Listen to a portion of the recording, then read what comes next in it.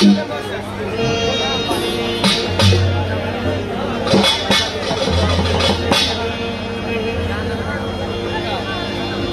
নবী করিম সাল্লাল্লাহু আলাইহি সাল্লামের মহব্বতে একটি শান রাখলেন।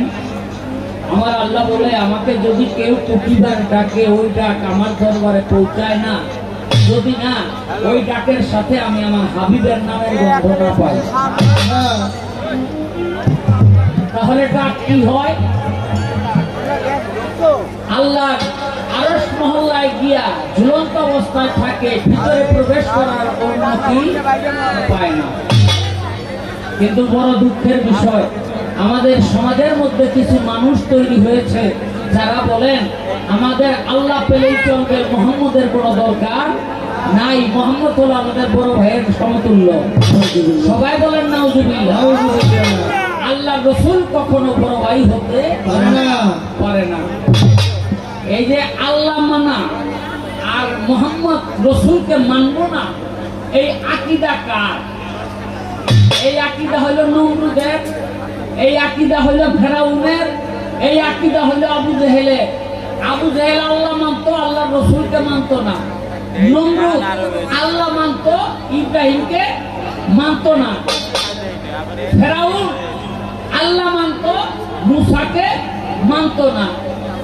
আল্লাহ মানার নাম মুসলমান না, আল্লাহ মানার নাম ইসলাম না, আল্লাহ মানার নাম ধার্মিক না। আল্লাহর সাথে আল্লাহ রসুলকে মানার নাম হলো মুসলমান। একটি মানুষ যদি কুটিপারো বলে বিধর্ম থেকে ইসলাম ধর্মে আসে, সে যদি কুটিপারো বলে লা ইলাহা ইল্লাল্লাহ, লা ইলাহা ইল্লাল্লাহ, সে কি ইসলাম ধর্মে দাখিল হবে? হবে না। আর একবার যদি বলে লা ইলাহা ইল্লাল্লাহু মুহাম্মদ রাসূলুল্লাহ সাল্লাল্লাহু আলাইহি সাল্লাম, সে ইসলাম ধর্মে দাখিল হয়ে যাবে। কথা ঠিক কিনা?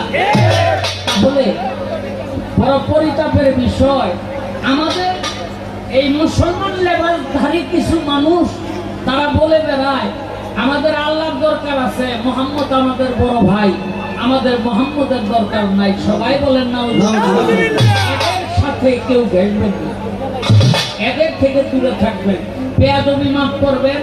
আগে স্বাধীনতার আগে, স্বাধীনতার পরে আমি দেখছি আমার চোখ দিয়া ঘরে ঘরে মিলাদ হইতো, আর প্রত্যেকটা গ্রামে যে মসজিদ ছিল স্থানীয় ইমাম নামাজ পড়াইতো। কথা ঠিক কিনা? কি এক ফতোয়া দিল, আইয়া হেরা এই কেরাত হয় না, কেরাইতে পারে না, উচ্চারণ ঠিক হয় না, সদর ডাকে না, নানান পদে ফতোয়া দিয়া স্থানীয় ইমামগুলিরা মসজিদ থেকে বাইর করে ইমামতির জায়গাটা তারা দখল করছে। তারা দখল করে আস্তে আস্তে আস্তে আস্তে এখানে বলা শুরু করছে কি মিলাদ হইল বেদাত, মিলাদ পড়া যাবে না। আর ছোটবেলা ওই যে থাল নিয়ে যাইতাম মিষ্টান্ন খাওয়ার জন্য, কি ভালো লাগতো। আল্লাহ আল্লাহ রাসূলের মহব্বতে মিলাদ শরীফ পাঠ করতো, আল্লাহুম্মা সাল্লি আলা সাইয়্যিদিনা মাওলানা মুহাম্মদ। ইয়া নবী সালাম আলাইকা, ইয়া রাসূল সালাম আলাইকা, ইয়া হাবিব সালাম আলাইকা, সালাওয়াতুল্লাহ আলাইকা। কি ঘরে ঘরে মিলাদ হয়? এখন এই ঘরে ঘরে এই মিলাদ হয় না, কারণ মুসলিমের সিনা থেকে যদি আল্লাহ রাসূলকে কেড়ে নিতে পারে তাহলে ইসলাম ধর্মটা আর থাকবে না। এটা হলো ইহুদি খ্রিস্টানদের চক্রান্ত। আমি সেই রসুলের মহব্বতে একটি সম্মান রাখবো। মা